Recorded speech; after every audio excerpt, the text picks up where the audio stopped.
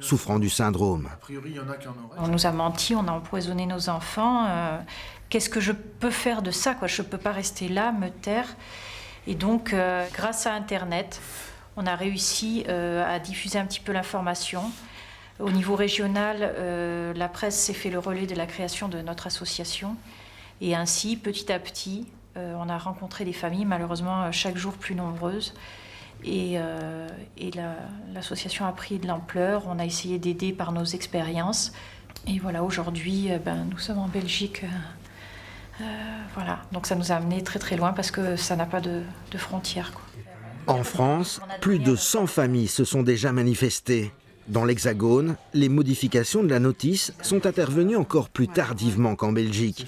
Face à la justice, les Martins poursuivent eux aussi leurs médecins et la firme pharmaceutique. Moi, ce que je constate, c'est qu'il y a une information qui n'a pas circulé, que nécessairement le laboratoire a dû mettre en œuvre ce qu'il pouvait pour que cette information ne circule pas.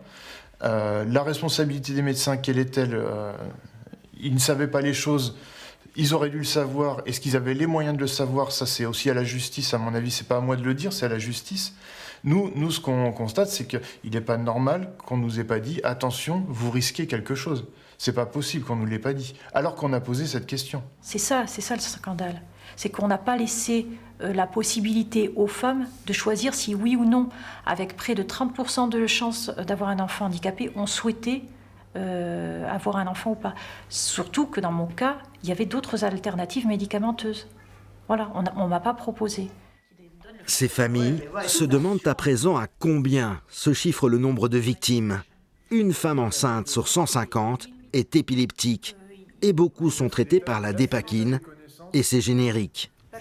Dans leur combat, les parents belges se sentent désormais un peu moins seuls. Ça permet d'échanger un petit peu nos situations, nos besoins, parce que certaines familles sont vraiment dans le désarroi. Et quand on a un enfant polyhandicapé ou autre, on vit un peu dans un monde différent et c'est vrai qu'on a tendance à s'isoler par rapport aux autres. Et ici, ça nous a permis quand même d'avoir un lien d'écoute et d'échange, d'expérience en fait. Donc vous y croyez encore ? Oui, croire, oui. Oui, j'espère que la justice n'est pas sourde et aveugle comme Charlotte.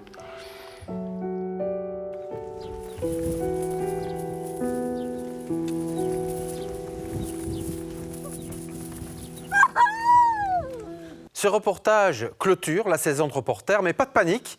Dès vendredi prochain, vous pourrez découvrir une sélection variée de reportages diffusés cette année. Au nom de toute l'équipe, je vous souhaite un très bel été, de très bonnes vacances. J'ai aussi une pensée toute particulière pour celle qui était ma plus fidèle téléspectatrice, ma maman. Merci de nous avoir suivis.